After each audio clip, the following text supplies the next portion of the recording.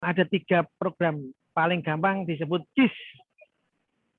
Ya, yang pertama adalah compliance, yang kedua adalah integrity, yang ketiga adalah sustainability. Ya, kalau compliance ya memang bisnis ke depan itu harus transparan, compliance itu untuk menjamin kita survive. Kalau kita di awal yes banyak yang nggak standar dan lain sebagainya, nggak terbuka, ya itu alamat ini. Sikatnya gue dong. Nah, yang kedua ini kan masalah integriti. Nah, kalau kita bicara integritas ini, tentu saja ke depan tentu akan menjadi satu isu yang sangat relevan untuk direcover terkait juga dengan dinamika yang ada, terutama saat pandemi ini kan sebenarnya yang dulunya orang terintegrasi di pabrik, sekarang ada juga yang bekerja di rumah, ada juga yang bekerja di kantor. Bagaimana memaintain psikologi supaya orang tetap merasa menjadi satu, itu tentunya juga salah satu hal yang harus dipikirkan, kemudian harus dicarikan jalan keluar ya, supaya tetap produktif sesuai dengan harapan perusahaan mestinya kan gitu.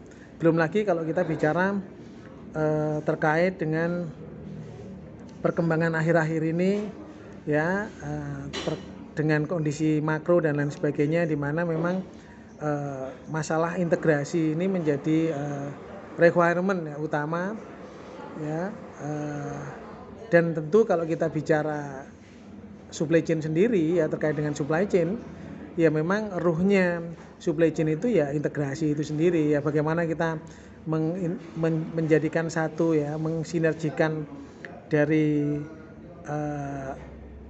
upstream ke downstream ya, dari semua channel yang ada di supply chain ya, dari multiple supplier, kemudian di core manufaktur, kemudian di multiple juga customer, itu tentu ke depan itu akan menjadi tantangan, di mana peran atau kemampuan kita mengintegrasikan, mensinergikan semua elemen, semua stakeholder itu menjadi isu-isu vital yang memang harus menjadi perhatian bersama untuk kita meraih sesuai dengan ekspektasi.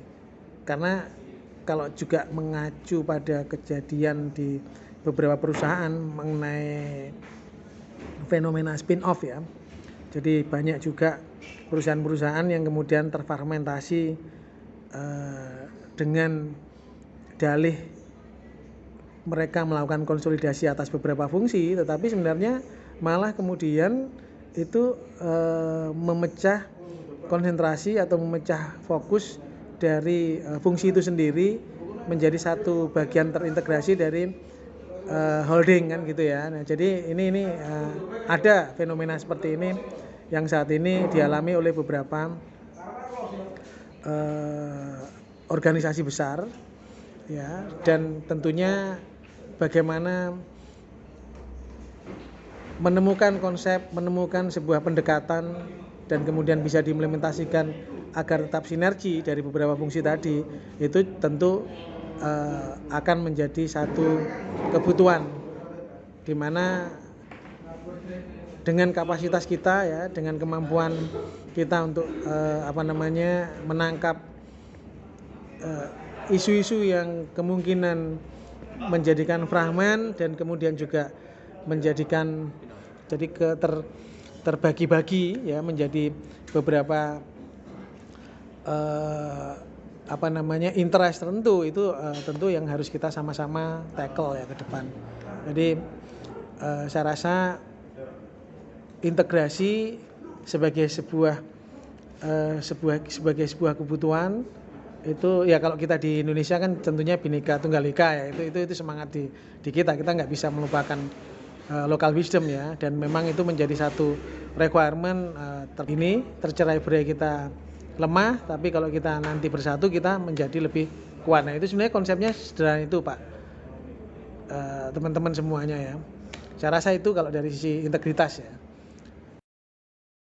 Nah, yang ketiga ini yang penting, ini yang kenapa saya sampaikan, masalah sustainability dari sisi atau raw material itu kuat, programnya kuat banget. Tapi hari ini kita tetap juga harus menjadi bagian harapan dunia, bicara tentang tidak hanya produk, tidak hanya people, tetapi planet sudah. Nah, kalau kita bicara planet, bagaimana kita mereduce emisi dari sisi transportasi, karena transportasi itu penyumbang emisi kedua di dunia ya, setelah cerobong asap dari manufaktur kan gitu, dari transportasi. Belum lagi limbah, waste dan lain sebagainya. Nah, kita harus punya peranan di sana. Karena perusahaan-perusahaan besar, apalagi kalau kita bicara carbon footprint ya, itu memang harus mulai di-establish mulai sekarang. Nah, kalau sustainability tentu kita bicara lebih panjang lagi jangkauannya. Kita tidak bicara bagaimana kita sustain dari sisi raw material, tetapi proses kita sendiri ya di manufaktur, bagaimana ini juga mempertimbangkan kaidah pelestarian lingkungan ya. Dan ketika kita bicara lebih luas lagi ke bagian dari supply chain untuk mendeliver produk kita, tentu juga kita mempertimbangkan bagaimana proses kita tentunya berkaca pada SDGs ya, Sustainability Development Goals ya, ada 17 ini isu di sana. Itu yang mungkin contoh simple yang bisa kita pikirkan bersama terkait dengan program-program sustainability ke depan ya. Kalau kita bicara tadi itu di supply chain di sisi transportasi dan delivery plus distribusinya. Nah, tentu tidak hanya itu, kalau kita bicara sustainability kita juga sebisa mungkin juga mempertimbangkan bagaimana semuanya itu menjadi atau didekati dengan konsep 3R ya. Reuse, reduce, dan recycle. Atau kalau yang bahasa keren sekarang kita mempertimbangkan juga circular economic. Nah, lebih luas lagi tentu kita harapannya bagaimana kita memuliakan manusia, people dengan produk yang memang berkualitas, tetapi juga kita juga berharap bahwa planet kita ini tetap lestari ya untuk anak cucu kita ke depan. Saya rasa itu.